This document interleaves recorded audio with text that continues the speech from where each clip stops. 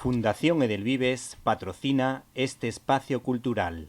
5, 4, 3, 2, 1, 0. Disfruta con Víctor Alvarado y su equipo de lo mejor del cine. Directo a las estrellas.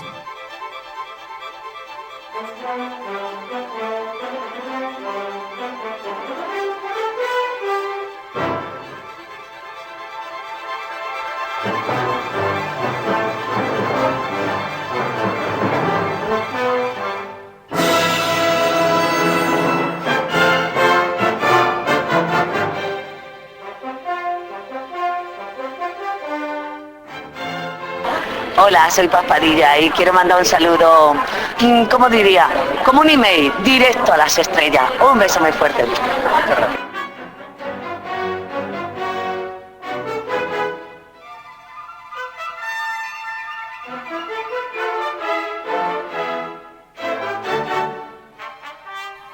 Fundación Edelvives patrocina este espacio cultural.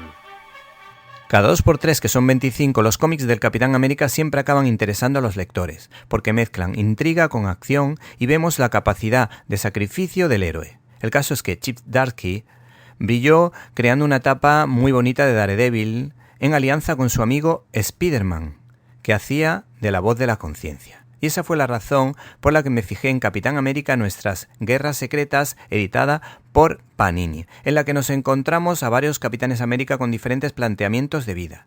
Los valores del Capitán América Steve Rogers están en juego y salen a relucir en esta conversación en la que le dice a un camarada con espíritu de venganza que no es la solución porque se puede generar más daño que el supuesto beneficio. La ausencia de ética en la ciencia queda patente, o al menos se sugiere, en una conversación entre dos de ellos, dos supercapis, dos supersoldados. Y en ella uno dice, su proceso supersoldado sin algunos inconvenientes, como diciendo que se habían hecho sin tener en cuenta las consecuencias éticas de esas acciones.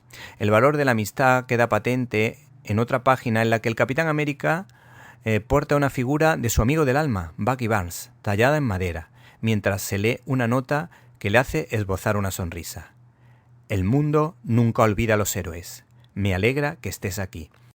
No te olvides del regalo ideal para esta primavera. La fe, la ética y los valores de los superhéroes. Un libro perfecto para dar la batalla cultural con una sonrisa. Finalmente, para el Capitán América no vale todo en sus misiones militares, pues se rige por los principios del New Deal y estas reflexiones son realmente significativas. En ella vemos a una conversación entre el general Ross, que siempre persiguió a Hulk, y el Capitán América. Empieza el Capi. Solicito la licencia, señor. Serviré a la gente de este país y les ayudaré como pueda.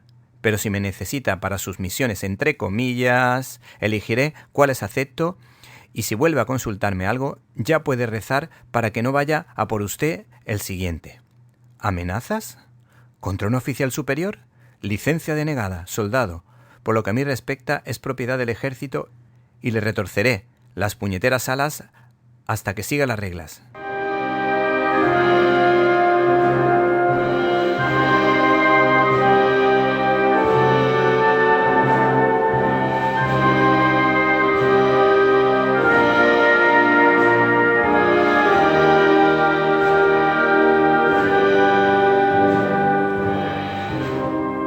Bienvenidos a una nueva edición de Directo a las Estrellas, tu programa de cine. Y en una semana marcada por los últimos coletazos de las elecciones en Andalucía, nosotros dejamos la política a un lado para hablarles de los estrenos de esta semana y reestrenos, ya que se estrena Top Gun porque estamos ante el 40 aniversario de esta película protagonizada por Tom Cruise.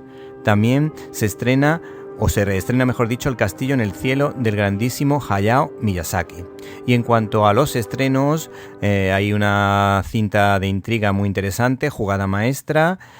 También se estrena una película sobre boxeo que se titula Gigante. Estas dos son británicas y no pueden perderse, por supuesto, un excelente documental, Las Leonas, de Juan Manuel Cotelo, un cineasta católico muy valiente que siempre ofrece productos realmente entretenidos. Comenzamos.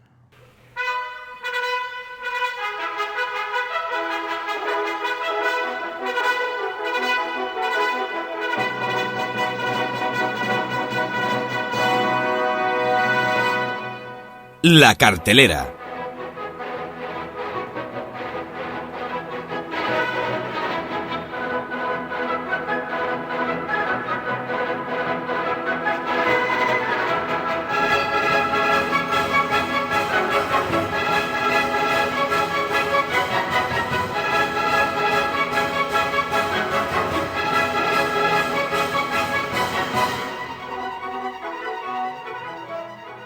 Atención, atención, alerta Juan Manuel Cotelo. Todos nuestros oyentes, todos los oyentes que hayan visto sus películas saben que este es un comprometido cristiano que fue de los primeros en arriesgar su patrimonio y su talento para hablar de películas con valores cristianos, como hizo con el excelente documental La Última Cima, que fue un éxito rotundo en toda España.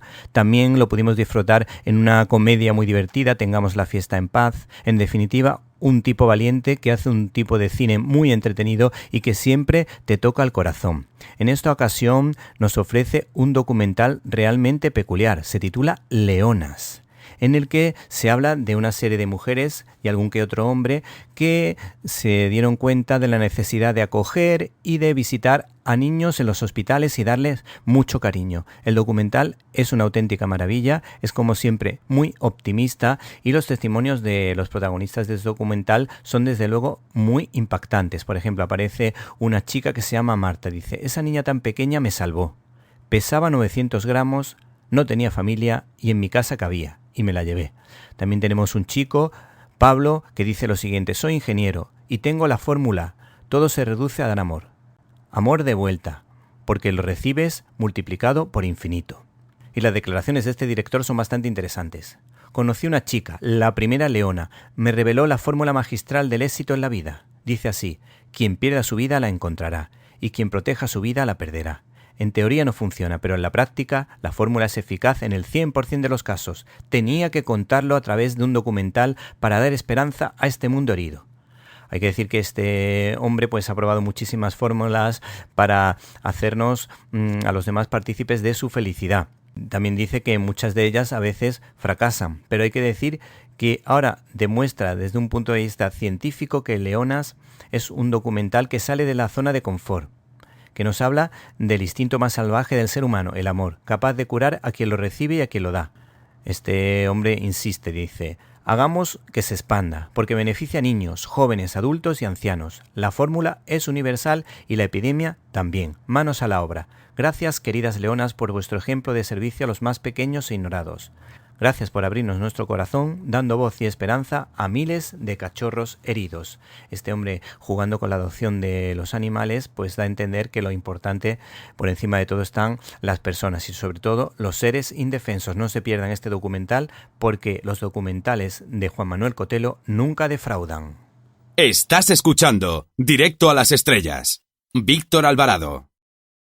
Uno de los estrenos más importantes de esta semana tiene un aroma especial a Gimnasio de boxeo, porque está producida por Sylvester Stallone, creador de un sistema bastante curioso, el Steadicam. Lo estuvo potenciando mucho en sus películas relacionadas con el boxeo y desde luego fue una de los avances técnicos que le permitió conseguir ese éxito tan rotundo con Rocky. El caso es que en esta ocasión asesora y produce esta producción titulada Gigante, una cinta dirigida por el británico indio Rowan Attal, que tiene mucho que ver con Jaume Balagueró, pues ha trabajado con él.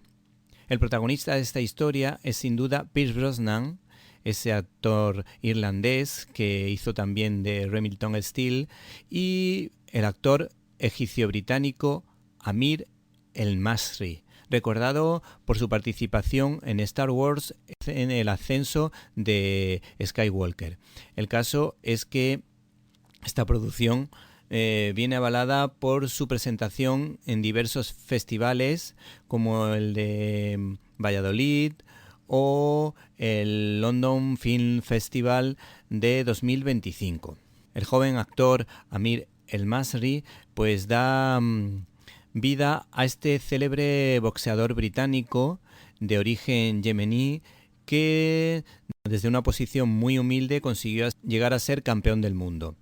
Este actor dijo lo siguiente de su trabajo de preparación: Me sometí rápidamente a un riguroso programa de entrenamiento de 4 semanas que consistía en jornadas de 12 horas en el gimnasio, una estricta dieta alta en calorías y clases de dicción para perfeccionar el acento de Sheffield del protagonista, el auténtico Nassim Hamed, conocido como el Príncipe Nassim.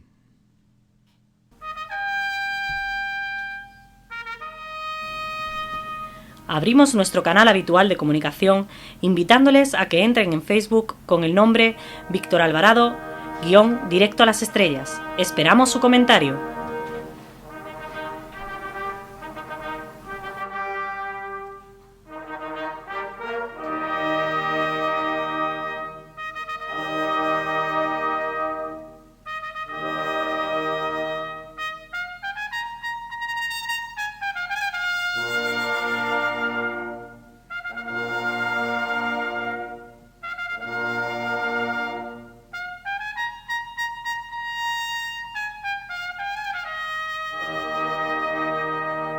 Estás escuchando Directo a las Estrellas.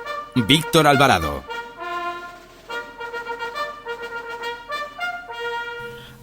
@CineLibertad es nuestra cuenta de Twitter. Para escuchar tus agudos comentarios te esperamos en @CineLibertad.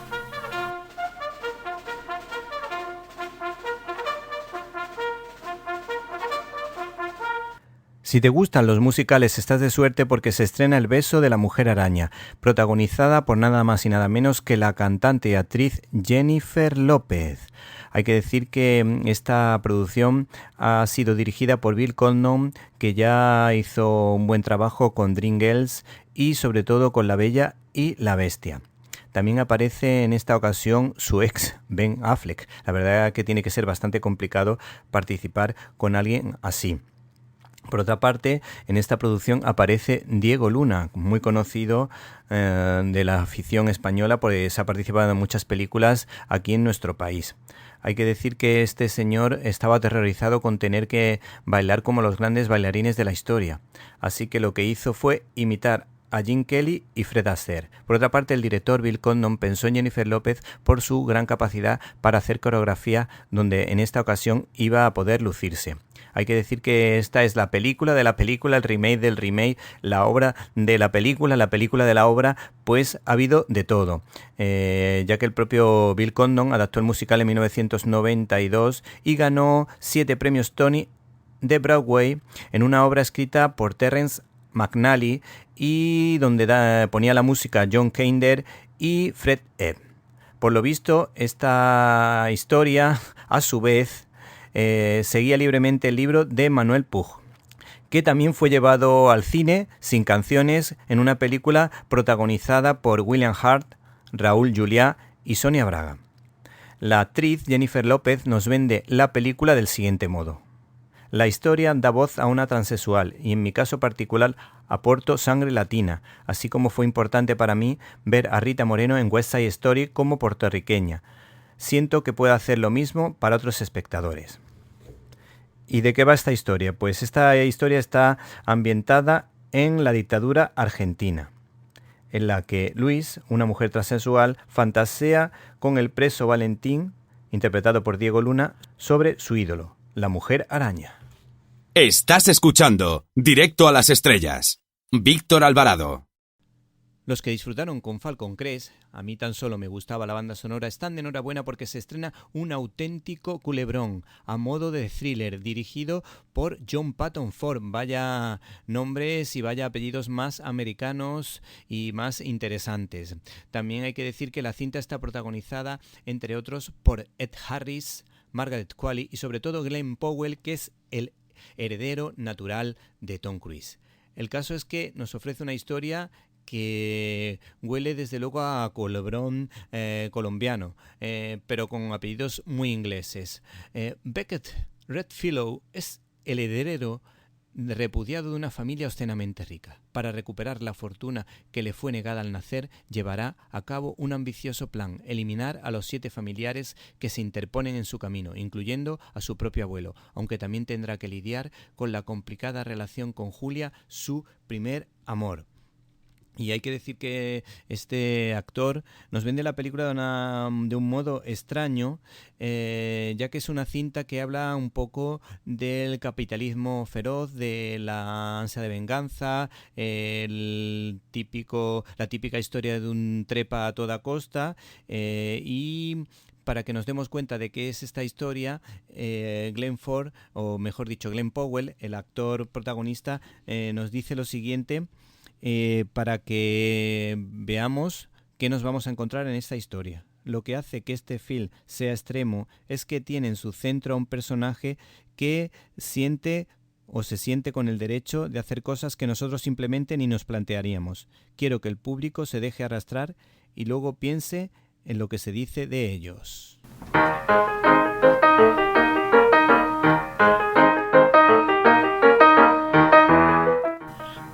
@CineLibertad es nuestra cuenta de Twitter.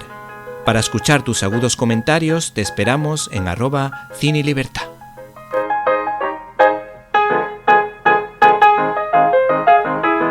Y si te gustó este comentario puedes suscribirte en nuestro canal de YouTube Cine y Libertad.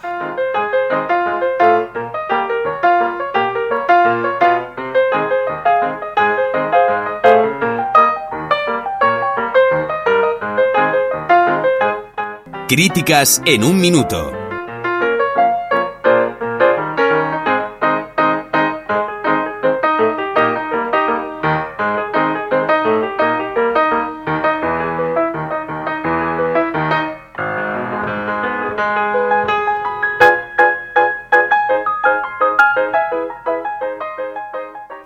Fundación Edelvives patrocina este espacio cultural.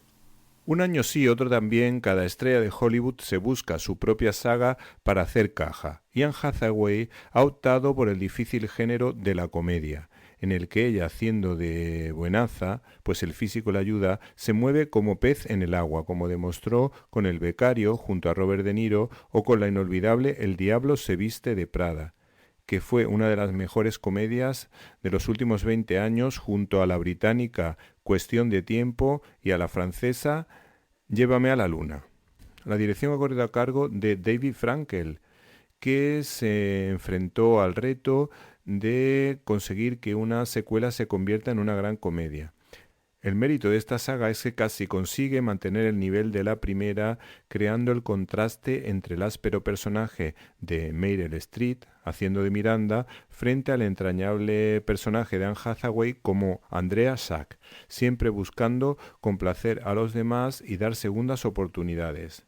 Además, esta segunda entrega acierta al introducir la última cena de Leonardo da Vinci para darle algo de misterio, sobre todo en una escena que nos invita a reflexionar sobre la traición y la lealtad, y sobre el sacrificio del inocente, pero tratando de ser respetuoso con la fe, pero certero con el modo de proceder en un mercado tan frívolo como el de la moda.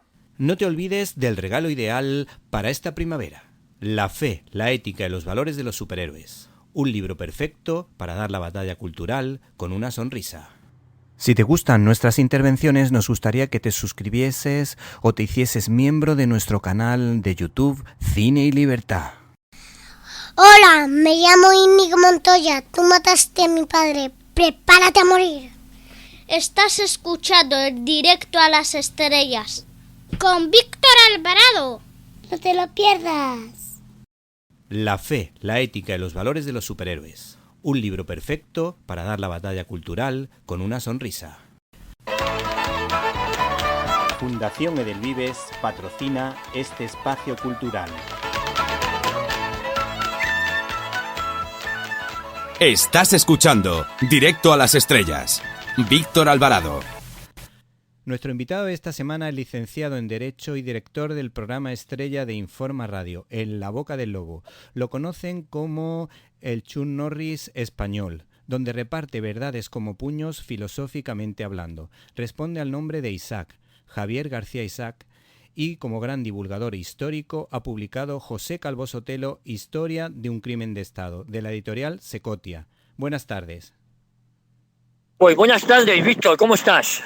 Bueno, aquí perfectamente preparado para hacerte una entrevista de estas que me gustan, las históricas, que son las que más me gustan junto al cine. ¿Cómo se pasa de ser un comunicador de la onda madrileña a hacer un programa de éxito a nivel nacional? Bueno, la verdad es que uno no lo piensa. Cuando llega. No sé si me entiendes. Empiezas en pequeñas emisoras, bueno, no tan pequeñas, porque algunos eran pues como COPE Madrid o Radio Madrid, y luego... y luego cuando te das cuenta pues te vas metiendo en una aventura, en otra aventura, y resulta que tu producto, tu manera de comunicar pues acaba gustando a nivel nacional, y cuando te das cuenta pues estás en un grupo como en el que estamos ahora, en Informa Radio, el grupo de la TV, y la verdad es que contento. ¿Sabes lo que pasa? Que cuando vives de una manera atropellada y acelerada, estas cosas no las piensas, te llegan y no te paras, no te detienes a pensar la verdad si son logros o no logros. Únicamente estás ahí, lo haces y eso es lo que te gusta al final, ¿no? Sí, la mayor virtud de tu programa y de todos los que colaboramos muchas veces contigo es la libertad que nos da y que vas con la verdad por delante. Yo eso pocas veces lo veo en el periodismo. ¿Qué pasa con el periodismo actual que parece que no busca la verdad? Por ejemplo, todos recordamos con cariño a Antonio Herrero, el periodista de COPE, que siempre iba con la verdad por delante, costase lo que costase. ¿Qué es lo que está pasando ahora con el periodismo? Bueno, la verdad es que... vamos a ver, el cuarto poder, que sería el periodismo, la prensa, que es así como se conocía el periodismo, ha dejado de existir como tal. El poder se dio cuenta, fíjate lo que te digo, Víctor, que era muy fácil comprar al cuarto poder, que es la prensa, que es quien en verdad debería auditarles y marcarles el camino, o por lo menos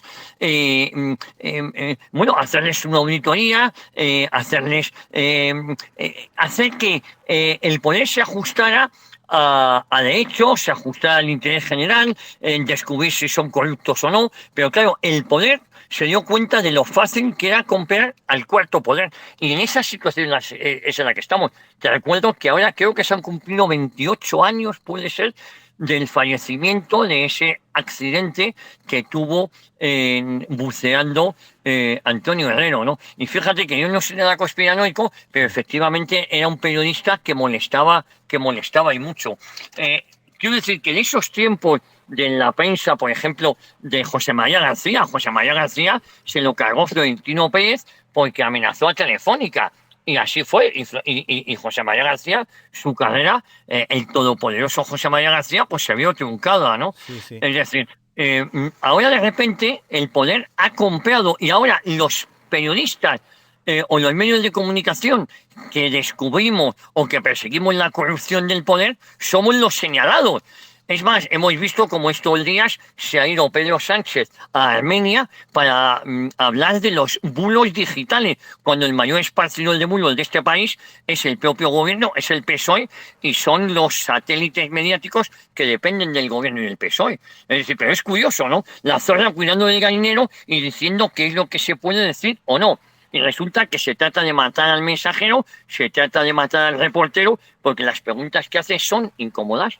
Sí, bueno, muchas veces se ha hablado de Vito Quiles. A mí te digo la verdad, un periodismo que no me gusta mucho, pero me parece muy valiente. Él ha tomado esa decisión y la verdad que lo que hace es buscar la verdad. Y entonces no sé por qué se le critica tanto cuando otros como, por ejemplo, el mítico Jordi, el de La Sexta, hacía preguntas incómodas, pero vamos, incómodas que no se jugaba la vida, pero Vito Quiles pues se la juega cada vez que sale y crea una tensión que es que además los políticos se niegan a responderle, y eso demuestra que tienen algo que ocultar. Claro, el problema no es quien hace la pregunta, el problema es quien no la responde. ¿Y por qué no la responde, no? El problema es cuando a un político le estás preguntando y le da la vuelta al asunto y le da por meterse con el periodista. El periodismo es otra cosa, más allá de lo que diga la borrica Irene Montero, la niña de la cueva Juana Velarra, o lo que diga Ayahuasca Montero. Es decir, el periodismo es otra cosa. Ellos están muy cabreados con periodistas como Vito Quiles o Tate Barceló, en definitiva, con este medio de comunicación, porque hacemos las preguntas que tocan. Es decir, toca hablar de la mujer del presidente, pero fíjate, son capaces de negar la existencia del Sol. Tú le enseñas un vídeo, un audio, le enseñas unas imágenes y a pesar de que en las imágenes se ven que están agrediendo a Vito Quiles, la agresión del ultraderechista Vito Quiles. Sí, además, perdona Javier que te interrumpa, además se decía que Vito Quiles había bloqueado una puerta, pero incluso periodistas de un lado y de otro defendían a Begoña cuando yo dudo que Vito Quiles haga eso porque no le hace falta, además le interesa pillarlo en la calle y hacer las preguntas incómodas en la calle, que es donde él tiene más libertad y puede moverse rápido para evitar que le sujeten el teléfono.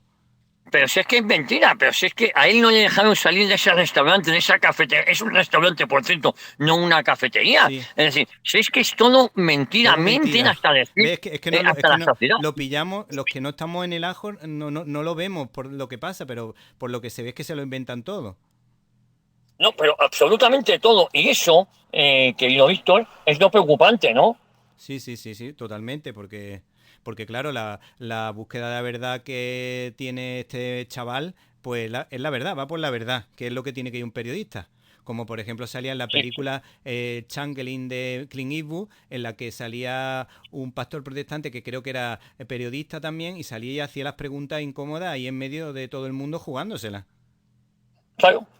No, bueno, tú lo acabas de comentar, pero insisto, a esta gente la verdad no le importa. Se han construido un relato. Cuando la verdad no interesa, se construye un relato que además te lo tratan de imponer por ley. Por eso digo que estamos viviendo una situación muy, muy peligrosa. La ausencia de libertad. La misma izquierda que reclamaba libertad de expresión y tal y no sé qué, se ha acabado. No desea la libertad de expresión. Es decir, no desean que investigue sobre los crímenes, sobre la corrupción de su partido, sobre todo lo que le afecta al presidente Sánchez. Hemos visto como, por ejemplo, La Sexta, tú comentabas, hablabas de La Sexta. Jordi Évole. Jordi Évole le ha hecho Jordi Évole, ¿no? Que le ha hecho una entrevista al delincuente exfiscal general del Estado con la intención de blanquearle. Es decir, da la sensación de que al fiscal le han perseguido porque caía mal y era un tío muy honrado. No, este tío ha sido condenado, además condenado a bastante poco para los delitos cometidos, porque en su calidad de fiscal iba por una rival política, porque la noche que le comunicaron que iba a ser imputado, borró su teléfono móvil y todos los mensajes que había. Y la prensa, en vez de preguntarle, o decir, es usted un sinvergüenza, le está blanqueando. Le están blanqueando y nos lo quieren hacer parecer como que es un inocente que pasaba por ahí y que hay un complot de la extrema derecha, de jueces y fiscales que van a por la gente honrada como Álvaro García Ortiz. Es decir, le han dado la vuelta al asunto. Se han inventado un relato que no existe. Y cuando te refieres a Natillero, ¿eso qué quiere decir exactamente? Bueno, pues fíjate, natilleros, almibarados, me refiero precisamente a esta gente que son blandos, que son escurridizos, que no dicen la verdad ni siquiera al confesor, gente no aguerrida, gente que se asustan por cualquier cosa, pero luego no se asustan con la corrupción del poder. Es decir, a eso voy. Yo cuando digo en mi programa que no es un programa apto para natilleros, bizcochables o almibarados, es que no es apto para bizcochables, natilleros, almibarados. Es solo apto para gente aguerrida, para gente que quiera saber la realidad de las cosas, que sin tamices, ¿no? A eso me refiero. Mira, se hablaba del hombre galleta. El hombre galleta es aquel que moja una galleta. El hombre galleta es esa galleta que tú mojas en un vaso de leche caliente y se va disolviendo en ese vaso de galleta, ¿no? Sí. En ese vaso de leche. Pues esos son los almibarados, los blanditos, los que no quieren escuchar la verdad porque es más cómodo vivir en la ignorancia. Bueno, pues para esos no está hecho el programa que yo diariamente presento en Difuema Radio, ¿no? Muy bien, pues cambiando de tema, vamos a hablar de dos aguerridos directores como Rafael Gil y Mel Gibson. Creo que también tú le estás haciendo sombra porque tengo entendido que has escrito un guión cinematográfico. O sea que podemos decir que el cine de cuota española es menos cuota que nunca, porque este seguro que busca la verdad. Bueno, y yo tuve el honor de hacer con Juan Carlos Girauta. Ahora estoy en otro proyecto muy interesante, el guión del documental Lo que nos ocultaron, ¿no? Un guión que produce Marcos de Quinto, que intentamos colocarlo en alguna plataforma y todos nos vinieron a decir off the record que el documental era muy muy bueno. El director del mismo es Carlos Saura, el hijo del mítico director Carlos Saura, que también es director, Carlos Saura Medrano, y al final, por muy buena que fuera la calidad, nos dijeron esto no lo podemos emitir en ninguna de nuestras plataformas. Al final que Michael de Quinto, que es el productor, decidió que había que que esto tenía que llegar al gran público y lo colgó en abierto en YouTube, ¿no? Próximamente, el próximo 1 de julio, si Dios quiere, el 1 de julio iremos a proyectarlo a Bruselas, al Parlamento Europeo. ¿Y de qué va el documental? Bueno, el documental va de la historia criminal del PSOE, pero se centra sobre todo desde el año 31 hasta el 13 de junio de 1936, que es cuando el PSOE, de hecho, tú me preguntabas al inicio de esta entrevista por un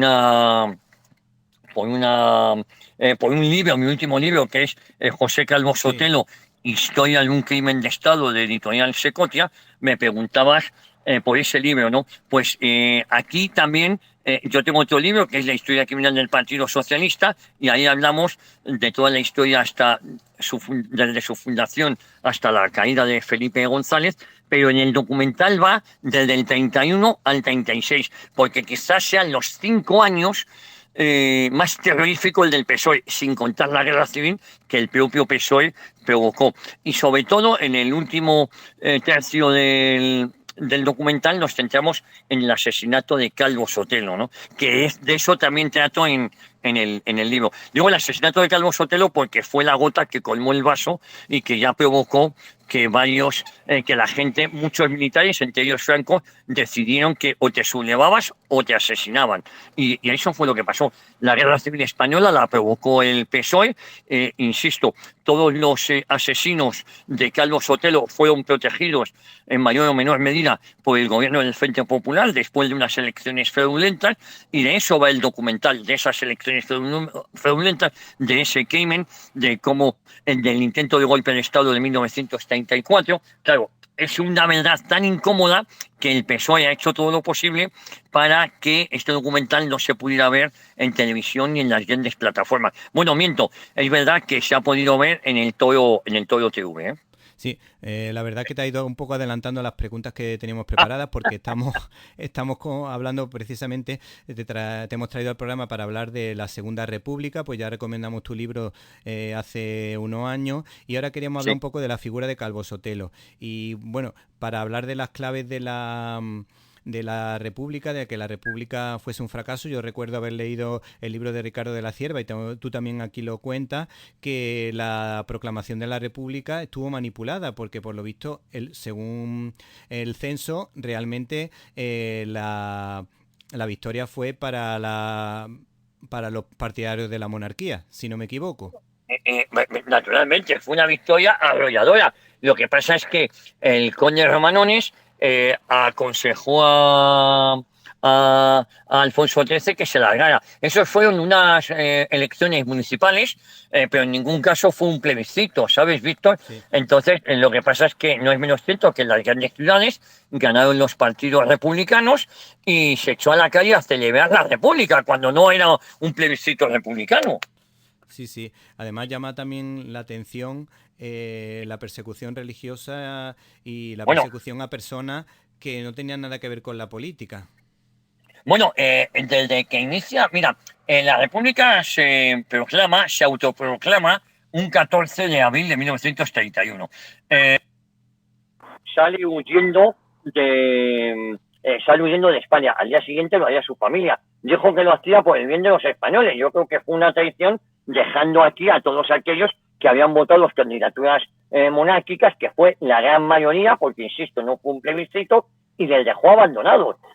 No es menos cierto que la Segunda República llega con mucha ilusión. Es verdad que llegó con muchísima ilusión, y tampoco es menos cierto que tal cual llegó la ilusión se fue. Y al mes de proclamada la República, el 11 de mayo de ese mismo año, de 1931, las izquierdas se lanzan a la calle y se producen las primeras quemas de iglesias y de conventos. No había pasado ni un mes desde la proclamación de la República. La imagen de la República, de la ilusión al fracaso, la muestra es la imagen de Pedro Moino. Pedro Moino, para que no lo sepa, era el abanderado de la Segunda República. Es una imagen icónica que vemos subido encima de un coche con la bandera tricolor, y resulta que Pedro Moino fue asesinado 5 años después, porque él se sublevó contra el Frente Popular, que no contra la República. Es decir, que cuando se acerca el 14 de abril y nos manden imágenes de ese abanderado, hay que recordarles, oye, me estás mandando la imagen de un tío al que luego asesinasteis vosotros en agosto de 1936, porque la sublevación no fue en ningún caso contra la República, que fue asumida incluso por Franco. La sublevación fue contra el gobierno del Frente Popular, que en las elecciones de febrero de 1936 llegó al poder de forma tramposa, haciendo un pucherazo, que eso se sabía ya. Ahora ha quedado soberanamente demostrado. Sí, yo ya recordaba algunos estudios sobre el tema, pero todavía no había como a lo mejor pruebas muy contundentes, pero hace unos años se sacó un libro, tú también creo que sacaste un libro sobre la Segunda República, en el que se demostraba, por ejemplo, en Granada, que Falange y muchos gobiernos de derechas de esa época sacaron muchísimos escaños, pero por miedo a que lo arrollaran por las manifestaciones, eso tuvieron que ceder, pero eran muchos escaños que determinaban la mayoría absoluta para, para es el que centro derecha, la derecha. Claro, pero fíjate, tanto es así, lo de Granada fue tremenda, eso fue lo que le costó la vida, entre otros, a García Lorca. Pero bueno, eso es objeto de otro detalle. Esa manipulación que hizo que su asesino material le guardara un rencor tremendo al que sería elegido diputado por Granada, que además era el mentor de García Lorca, ¿no? Que es Ginés de los Ríos. Pero bueno, eso es otro debate, ¿no? Del que podríamos hablar un día, porque es muy interesante, ¿no? La muerte de García Lorca y por qué García Lorca se va de Madrid, del Madrid del Frente Popular, se va por miedo a que lo asesinen. Claro. Bueno, que lo asesinen ellos, los del Frente Popular. Sí, claro. Yo, te entiendo perfectamente. Hay un libro que habla del encuentro que tuvo con José Antonio en la tertulia de la Ballena Alegre. Era un hombre que alguna vez se identificó con el Partido Socialista, pero vamos, no estaba vinculado a nada. De hecho, creo recordar que lo protegió un poeta vinculado a la derecha. A la Falange le protege el hermano de Luis Rosales en su casa de Granada, y quien le mata es una persona que tenía mucho rencor porque le habían quitado el escaño, le habían dado palizas. Por cierto, el asesino material es el padre de Emma Penella, de Montes y de Telé de Pávez, de estas tres actrices. Sí. Y bueno, y hay una cosa que a mí siempre me llama la atención cuando se habla del bando sublevado, del bando republicano, del bando nacional, pero claro, si van a matar a Gil Robles y resulta que no estaba, van a por Carlos Sotelo, a José Antonio estaba en la cárcel, todos los líderes de la derecha estaban o encarcelados o se les quería asesinar, no sería sublevado, sería que tendrían que defenderse, como decía. No, claro, vamos, y también fue una pola albiniana. El tema es que es un crimen absolutamente de Estado. Lo mata el PSOE, el ideólogo o el autor intelectual, podríamos decir que es Indalecio Prieto. Parte de su escolta lo asesina la Guardia Civil y lo asesina también la Guardia de Asalto, es decir, las fuerzas y cuerpos de seguridad del Estado. Entre los asesinos estaba el novio del hijo, el novio de la hija de Largo Caballero. Las fuerzas y cuerpos de seguridad del Estado, en vez de detener a estos criminales, lo que hace es que los protegen en sus casas. Es decir, que fue un crimen de Estado. No fue detenido ninguno de ellos. Luego desapareció en los juzgados toda la causa que se estaba incoando contra los que todo el mundo sabía que eran los asesinos. Es decir, el gobierno del Frente Popular protegió a los asesinos. Mira, si en el documental también comentamos que si el gobierno hubiese detenido a los asesinos y les hubiese aplicado una investigación ejemplar y luego un castigo, estaríamos hablando de otra cosa. En lugar de eso, lo que hizo fue, Víctor, proteger a los criminales. Es más, al día siguiente, en el entierro, son asesinadas otras 4 personas. y yo sostengo que Franco se subleva no tanto por el asesinato de Calvo Sotelo, que queda conmocionadísimo, sino por el asesinato de 4 personas que asisten al entierro de Calvo Sotelo. Sí. Ese detalle, pues yo ese detalle nunca lo había escuchado. Bueno, pero te cuento, el 14 de abril de 1936, en la conmemoración del 5º aniversario de la conmemoración de la llegada de la República, hay una gran desfile en la Castellana. Y hay un grupo capitaneado por un capitán un alférez de la Guardia Civil, ahora no recuerdo el nombre, y de los Reyes, Anastasio de los Reyes. Sí. Y lo que sucede es que es asesinado al día siguiente, el 15 de abril, cuando es enterrado alférez de la Guardia Civil que protestaba contra ese advenimiento de la Segunda República. En su entierro son asesinadas 5 personas.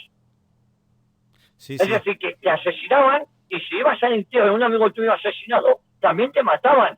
Entre febrero de 1936 y junio de 1936 son asesinadas cerca de 500 personas.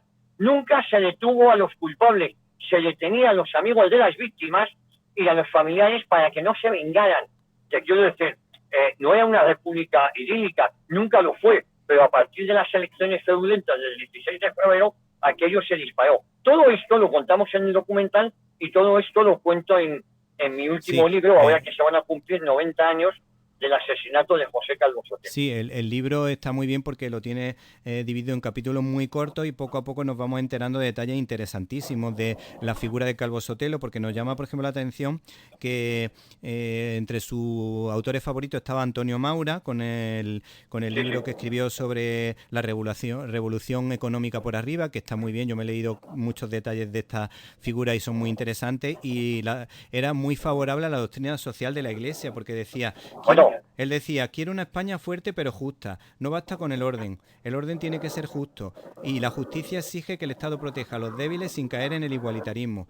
Lo que el socialismo promete con odio, el Estado católico debe garantizarlo con caridad. Es un mensaje muy bonito que busca la verdad y que busca sobre todo la justicia social, repartir un poco entre todos, y que no tiene por qué intervenir la ideología, sino simplemente la colaboración entre uno y otro. Bueno, él era una persona profundamente conservador, profundamente religioso, profundamente justo. Yo creo que la ideología de Franco, su pensamiento político está basado en el pensamiento político de Calvo Sotelo. Él era una persona intervencionista en el sentido de que consideraba que el Estado, y así lo pienso yo, no tenía que abandonar a los más débiles, tenía que favorecer la igualdad de oportunidades. Él está muy influenciado con la típica Rerum Novarum de León XIII, que fue quien actualiza o moderniza los principios de justicia social, de los que luego el socialismo se ha querido aprovechar, y consideraba que el Estado era muy importante. Posiblemente él fuera el mejor ministro de Hacienda para su tiempo, en el contexto en el que vivió, el mejor ministro de Hacienda que hemos tenido. De él sale la CAMSA, de él sale también el monopolio de tabacalera. Él consideraba que había determinados monopolios que tenían que estar en nombre del Estado, porque el Estado tenía que ganar dinero para luego dárselo a los más necesitados. Es decir, era una persona excepcional. Tanto es así, él se negaba a portar armas, consideraba que si llevaba armas, la izquierda buscaría una justificación para asesinarle, que luego se equivocó porque lo asesinaron exactamente igual. En él se basa el primer estatuto donde la mujer puede votar, aunque de forma muy limitada, es de él, no el de Clara Campoamor, que luego le daría un carácter mucho más amplio, efectivamente, que el que le dio Calvo Sotelo. Por cierto, una Clara Campoamor que en agosto de 1936 también salió huyendo del Madrid republicano por miedo a que la mataran. Ella tenía dinero, se fue a Suiza y ahí se quedó hasta que murió, creo que en 1977. Te quiero decir que no volvió a España, no por nada, sino por miedo. Salió huyendo en agosto del 36 del Madrid del Frente Popular. Sí. Este matiz es importante, pero digo que Calvo Sotelo fue el primero en hacer un estatuto en favor del voto femenino, ¿no? Sí, con muchas limitaciones, que eso también hay que decirlo. Pero digo para que nos veamos la importancia que ha tenido Calvo Sotelo. Sí, luego tiene frases, por ejemplo, de la justicia social. Un Estado fuerte no es un Estado opresor, sino aquel que garantiza la justicia social para todos sus hijos sin distinción de clase. O, por ejemplo, cuando dice, España no se entiende sin el cristianismo, como no se entiende un árbol sin raíces. O sea, que él tenía la base clara y la verdad que esa base, según tengo entendido, por lo que tú estás comentando, fue trasladada después de la Guerra Civil por ejemplo, por Girón, ¿no? Porque creo que las medidas sociales, por ejemplo, la creación de la seguridad social, hace 20 años, en la misma página web de Comisiones Obreras se reconocía que se había creado en los años 50, o sea, no se negaba ese hecho histórico, y ahora parece que esa verdad no se cuenta. Bueno, ahora te niegan todo, porque lo que te niegan es que todo ha llegado gracias a ellos. Yo cuando vi al derecho parlante de Carmen Calvo tributándole un homenaje a Clara Campoamor, digo, pero si tu partido intentó asesinar a Clara Campoamor, ¿cómo le hacéis un homenaje? La izquierda le da la vuelta a todo, tergiversa todo. Hemos empezado hablando esta entrevista de cómo la verdad no interesa a la izquierda, lo único que interesa es el relato. Si la verdad no se ajusta a sus intereses, se inventan un relato, se inventan absolutamente todo. Para ellos España nace en 1982, la sanidad universal empieza con 1982, el régimen de libertades empieza con el PSOE, y es mentira. Las condiciones para tener un régimen de libertades las genera Franco, es decir, no las genera la Segunda República. Sí, bueno, hay una cosa, caso, ¿no? Es verdad que, por ejemplo, el socialismo en el 82 hizo la seguridad social universal, pero eso fue un paso, porque el paso grande primero se hizo muchos años antes. Y una cosa también que me llama mucho la atención, el tema de la paga extra. La paga extra tiene muchos más años que la democracia. Yo veo que la democracia tiene cosas muy positivas, porque es una forma bastante justa. De hecho, para mí debería ser la más justa, pero reconocer un hecho histórico como el de la paga extra, yo creo que es algo que hay que reconocerlo. Pero Víctor, yo creo que aquí no estamos hablando de una democracia, sí. Eso ya es indiscutible. Sí. Lo que pasa es que esta democracia está secuestrada. Pero yo digo que las bases para una democracia las da el franquismo. La transición la hizo el franquismo. Por cierto, la podría haber hecho bastante mejor la que lo hizo. Me refiero a esos complejos que hubo por no defender el legado que habían dejado. Es decir, que son proyectos absolutamente distintos. Lo que está claro es que Calvo Sotelo, la izquierda nunca ha querido en la libertad, la izquierda nunca ha querido en la democracia, y cuando ha podido, ahí vemos los resultados. Ahora no saben cómo ilegalizar a la tercera fuerza del país. No saben cómo cerrar medios de comunicación al que yo pertenezco. Es decir, la izquierda, el PSOE sobre todo, es incompatible con el progreso de España y es incompatible con la libertad, que nos tenemos que dar cuenta. La izquierda solo respeta los resultados si los resultados le son favorables, los resultados electorales. Si no, como pasó en 1934, intentan un golpe de Estado, que aquello costó 1.500 vidas y que solo triunfó un par de semanas en Asturias. Por cierto, en Barcelona también costó unas cuantas vidas y hubo un goteo de muertes por toda España, porque era un golpe de Estado, no era una revolución en Asturias, era un golpe de Estado. ¿Y sabes lo que le pasó al fiscal que investigó ese golpe de Estado? Que milicianos del PSOE, Valentín Gamazo, se llamaba ese fiscal general de la República, por investigar a Calvo Sotelo y a Largo Caballero y su papel en esa intentona golpista, en agosto de 1936 fue asesinado junto a sus 3 hijos, y luego los 4 cadáveres se lo dieron a la viuda. No hubo un solo detenido, no hubo un solo arresto, no hubo nada de nada. El PSOE asesinó al fiscal general de la República por investigar la intentona golpista de 1934. Cuando alguien del PSOE te hable de democratizar la justicia o de popularizarla, significa que obedeces o te acaban asesinando, como le pasó al fiscal general de la República. Víctor, de eso es de lo que estamos hablando. Como asesinaron a Calvo Sotelo, y yo lo cuento en el libro. Por cierto, me preguntabas por el documental. El documental por mor de la Ley de Memoria Histórica acaba el 13 de junio de 1936. No podemos hablar del 18 de junio de 1936 porque si damos la opinión nuestra, que en verdad fue lo que sucedió, nos pueden multar y nos pueden meter un paquete. Sí, que hemos llegado hasta ese punto, que decir la verdad está multado y penado, y por eso el documental acaba el 13 de junio de 1936. Bueno, ya para finalizar, si te parece, vamos a terminar recomendando dos películas, ya así en un tono más amable. Bueno, en realidad los que te conocemos sabemos que eres súper amable, súper simpático. David Felipe Arran me dijo que era un tío realmente simpático y buena gente. Hombre. Y entonces, pues simplemente lo que tenemos que decir es terminar con una sonrisa, que sabemos el grandísimo sentido del humor que tiene, y con dos buenas recomendaciones, porque en todos tus programas siempre hablas de cine. Bueno, hay una cosa, y tú y yo llevamos muchos años juntos, tú dirigiendo el programa Directo a las Estrellas, que yo te estoy muy agradecido ya desde tiempo inmemorial ahí en las emisoras que me ha tocado dirigir, y si Dios quiere, espero que así sea siempre. Mira, hay una película que a mí me encanta, que está basada en una novela de Frederick Forsyth, que es Odessa. Yo sé que Chacal también es muy buena y tal, pero la película Odessa, basada en la novela de Frederick Forsyth, que se llama igual, me apasiona.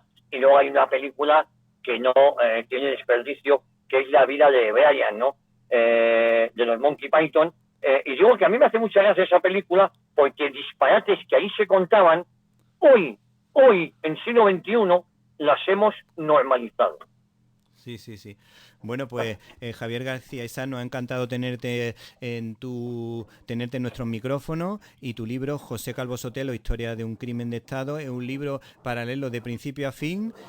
Nos quedamos con el lado amable de Calvo Sotelo, y luego el lado valiente de Calvo Sotelo, que sabiendo que se jugaba la vida, pues quiso denunciar las injusticias que se estaban cometiendo en esas fechas en las que estamos comentando de la Segunda República. Muchísimas gracias por este libro, editado por Secotia, y gracias por tu presencia.